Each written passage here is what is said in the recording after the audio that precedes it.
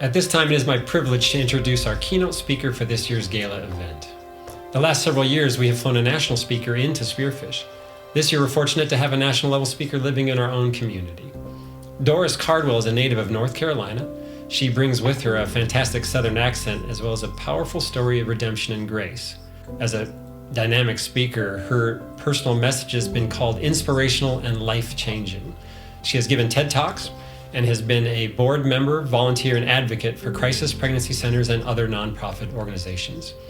Now living in Spearfish, Doris serves as a board member for the Spearfish Downtown Association. She's also a board member for the newly found Phoenix Rising Education Program, which will provide college scholarships to victims of sex trafficking. She's also buyer and co-manager of Good Earth Natural Foods and a blogger for Cure Today. Please join me in welcoming Doris Cardwell.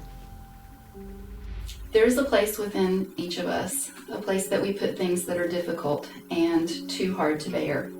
We think that people don't know that we have things hidden there. We think we'll fall apart if anybody knows what we have there. The truth is, what we put there affects us. It affects us more than we would like to admit. And in reality, everything there is part of our story. And whether we realize it or not, everyone has a story. Tonight, I'm going to share with you part of my story. I hope that as you hear me share my story, you don't see me standing here, but you see the hand of a loving, merciful Father for whom nothing is hidden too deep for Him to heal or for Him to use for His glory. It has taken me a long time to be able to stand here and share my story without falling apart, so we'll see how that goes. I stand here covered in grace, willing to share, knowing that my story, while unique to me, is not an uncommon one. In a room this size, I'm not the only woman that has had an abortion, and we were not the first, and we won't be the last. A few years ago, I was sitting with a woman who had just been diagnosed with cancer. She looked and said, "Doris, I had an abortion and I've never told anyone." I looked at her and said, "You know what, I've done that too, twice." And she turned and looked at me and said, "Doris, what a terrible thing for a Christian woman to do." I understand why she told me that, because when I was diagnosed with a rare aggressive form of breast cancer in 2007, the first thing that I heard in my head was, abortion and breast cancer are linked. This is of your own making. This is because of what you did. In my mind, I prayed and said, "Lord, is that true?" I heard Him clear as a bell. He said, "Doris, this is not because of anything you did or didn't do. This is something that you will walk through, and I will walk with you. I will never leave you. I will never forsake you." I knew that to be true, and I held on to it, and I still hold on to that today. Growing up, I always knew that I was adopted. I never felt like I fit in with my family. And when I asked my grandparents about being adopted, they would say, if your birth mother didn't want you, then you shouldn't want her. When I was older, maybe 15, I asked my mother if she knew the circumstances surrounding my birth and adoption. She told me that my mother was pregnant by a man that was not her husband, and that they did not want me, that she had a daughter that was 2 or 3 years old, and she kept her and gave me away. What that planted in me was that I was unworthy because she kept my half-sister, but she didn't keep me. That was easy for me to believe on a lot of levels, because the things that children need growing up, I never had. I never felt loved, accepted, pretty, unique, celebrated, any of those things that children need to grow up healthy. I did not have those things. In elementary school, I was bullied a lot. There were the older girls who took my glasses on the school bus and kept them from me for the whole bus ride. The girl who took food off my lunch tray. There were twins who laid by me at nap time and said they wished a wrecking ball would come crush my head when I went to sleep so I would never wake up. You can imagine that I didn't nap very well. When a child is bullied, they need the love and support of their family. They need to know that the mean things that kids say about them are not true of them. Just like many kids today, I didn't have that. I didn't have any of that. My childhood was not much of a childhood because it was filled with very adult things. I had perversion in my childhood, both inside and outside my home. The first time I can remember being molested, I was very young, in early elementary school. There were many people in my life who molested me. It was everywhere I went. People were using my body to satisfy something sick inside of them. It really messes with your mind. I had violence. There was a family member who hit me a lot. One time I had a gun pointed at me, and I was told that they were going to go kill my mother and then come back and kill me because we were both crazy. Obviously that didn't happen, but from that moment on, I knew that any day it could. Almost worse than the violence, I was demeaned verbally almost every day. I was called stupid, dumb, fat, told that I would never be anything. Proverbs 13:12 says, "Hope deferred makes the heart sick, but a longing fulfilled is a tree of life." As a child, my heart was sick, but more than that, it was frozen. Pain freezes people. My heart was literally turned off. Pain is a prison that you don't understand until you're in it. So I drank. I drank often, and I drank a lot. Alcohol was always available in my house, so I started drinking young. There was easy access. I looked older than I was, so it was always easy for me to get it outside of our home. I could come home and fall inside the door drunk, and my parents wouldn't say a word. But I held the baby of an unwed mother at a softball game, and I got grounded because they said that was shameful. Doesn't make very much sense, does it? The reality is, when you are a child, whatever you're around the most is what you think is normal. Whatever your parents expose you to, you accept as the way that life is. You don't know how much danger you're in or how much you need help because you trust that your parents love you and they would not let you be abused until you know differently. I remember one time I was about 16 or 17, and it was a really dark time. I didn't eat much, and I struggled a lot. I couldn't function very well, and I remember crying often, and I just heard this saying in my head over and over: broken promises, broken dreams, life is never what it seems.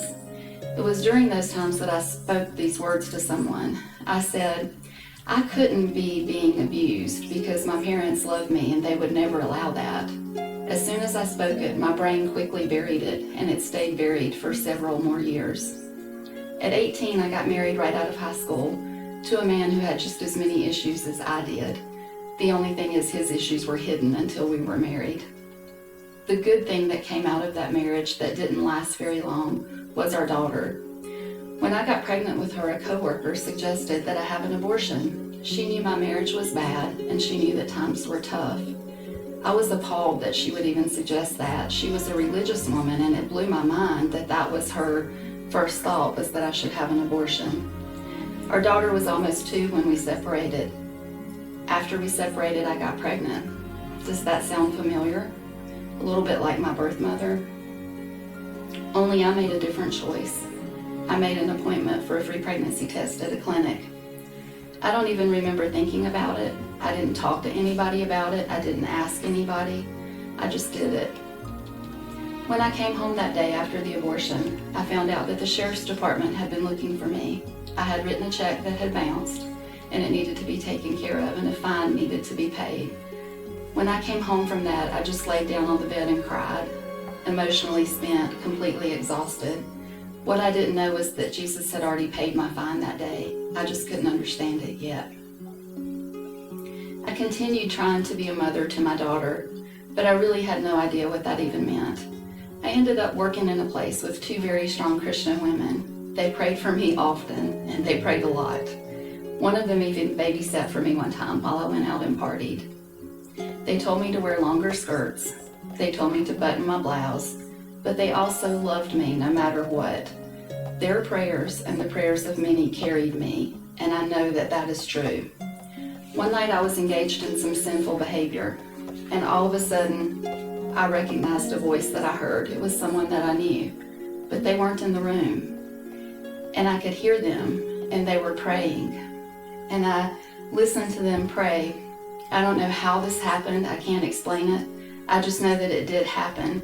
I could hear her praying, sometimes screaming even, "Satan, you can't have her. She belongs to God. Take your hands off of her." I had been told all my life that I was crazy. So when that happened, I thought, okay, this is it. I have really lost it now. The next day I looked up this woman's number and I called her.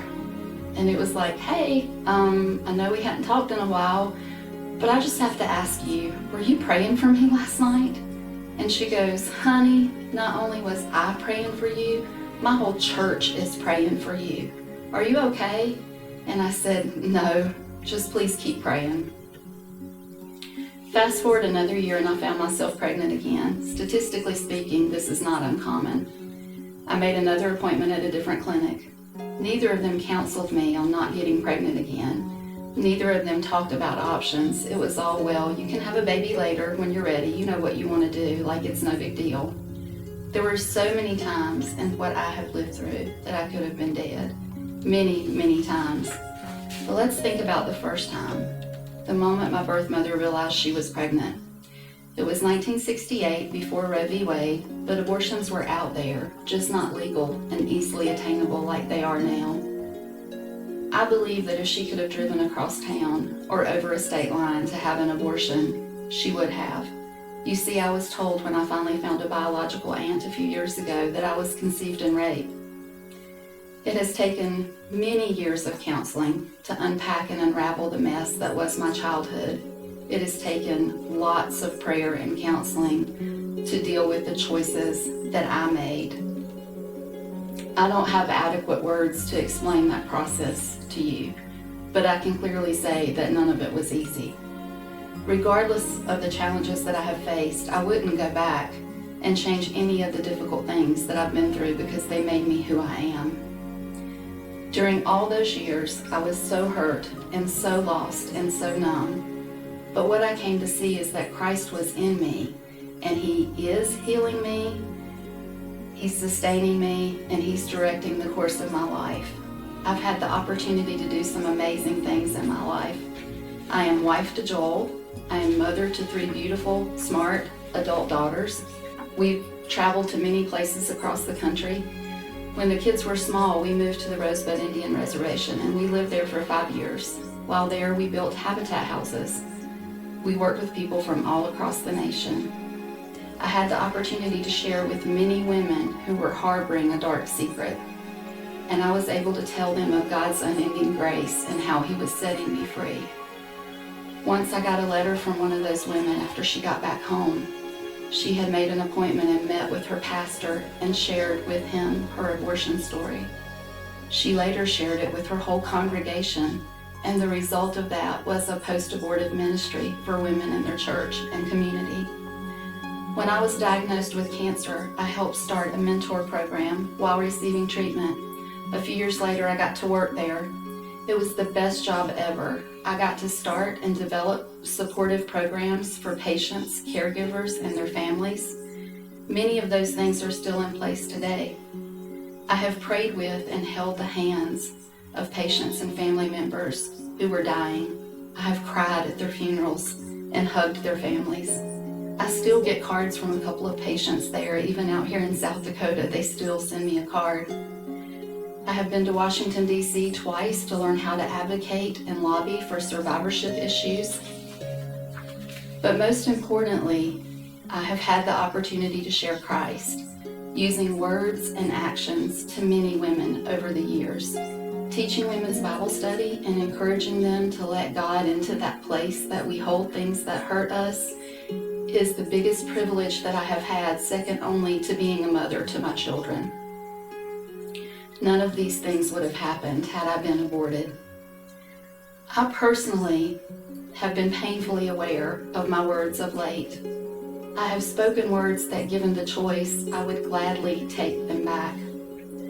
Words like, well, at least you're not pregnant, like that's the worst thing in the world, when in reality it can be the biggest blessing. Words like, oh my gosh, do you have any idea how hard it is to be a parent? Instead of, yes, being a parent is challenging, but it's also can be one of the biggest joys and blessings in your life.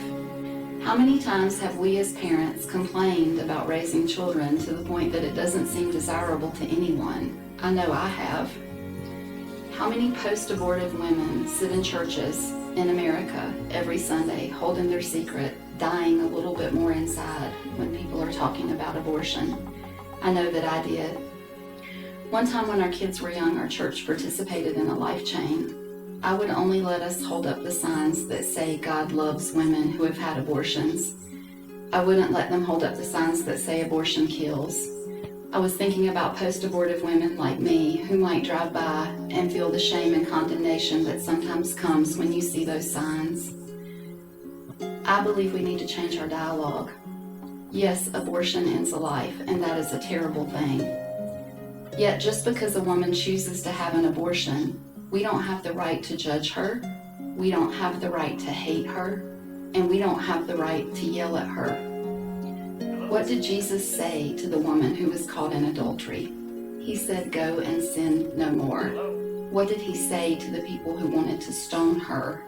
He said, "He who is without sin, let him cast the first stone." Somehow, sometimes, we have decided that abortion is a sin above all other sins, and that it gives us a right to hate. But sin is sin, period. The Bible says, to him who knows to do right and doesn't do it, to him it is sin. It is right for us to love people with the love of God, even when we don't agree with their life-altering choices. We've got to learn to dialogue in such a way that the doors remain open and hard conversations can be had.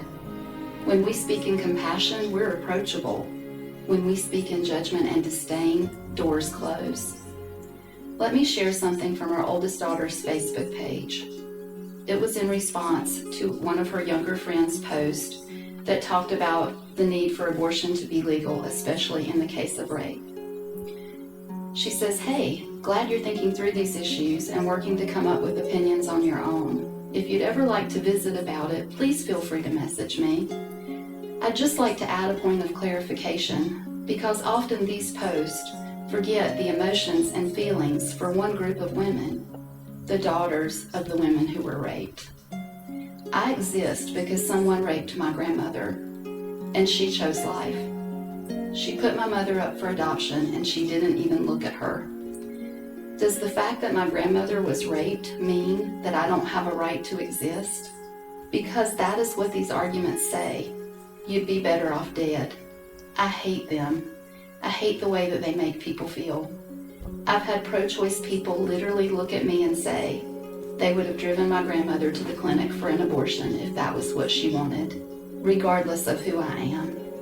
There are many other valid points, and I'd really encourage you to do a little bit more digging. If only we could all be so kind with our words when we disagree. I am so proud of her for speaking up and sharing her view. The argument that rape is why abortion needs to be legal devalues the life of people who were conceived because of rape. But more than that, I believe the whole abortion debate devalues women. Think about it. Do you have any idea how much money is made in America every year off of abortions? I remember one of the clinics I was in, there was a moment that I sat there and looked around, and we were packed in there like sardines. There were literally people sitting on end tables because there was nowhere else to sit. And I remember looking around and counting and doing some quick math in my head based on how many $100 bills I had laid down to be there. Do we really think that this is a debate about women? Not every woman will have post-abortion trauma, but many will. Do they speak of post-abortion trauma at those clinics? I know they didn't at the two that I visited. I have also seen women who have dealt with a lot of shame because they haven't encountered post-abortion trauma. It can go both ways. One of the reasons that I support crisis pregnancy centers is because I believe women are smart. I believe we need to be educated about our choices, and we need to be educated about the consequences of those choices. I also believe that every town deserves a place like Bella, a place where women are valued, not only because they are carrying a baby, but because they are worthy of love and support. I believe giving our time and our money is an investment in people, but also an investment in our community.